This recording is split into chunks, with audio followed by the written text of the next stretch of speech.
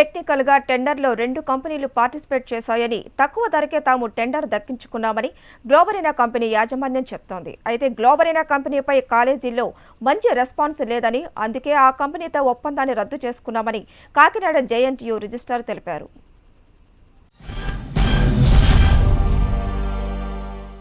Company మీద చాలా ఎక్కువ జరుగుతుంది. ఈ కంపెనీకి అర్హత లేకుండా ఈ ఆర్డర్ కట్టబెట్టారు. అర్హతతోటే ఆర్డర్ వచ్చింది. ఇంటర్ బోర్డ్ టెక్నికల్ వాళ్ళు RFP request for proposal release అయినప్పుడు దాన్ని చూసి మేము కోట్ చేయడం అయింది.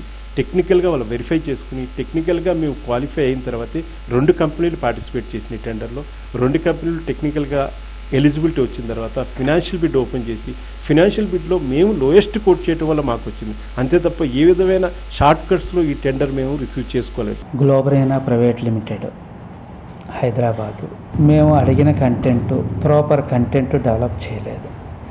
డెవలప్ చేయకపోతే స్టేక్ హోల్డర్స్ దగ్గర నుంచి అంటే స్టూడెంట్స్ అలాగే కాలేజెస్ నుంచి కూడా దాని మీద మంచి రెస్పాన్స్ లేకపోవడంతో అప్పుడు యూనివర్సిటీ యాజమాన్యము దానికి ఒప్పందాన్ని రద్దు చేయడం జరిగింది.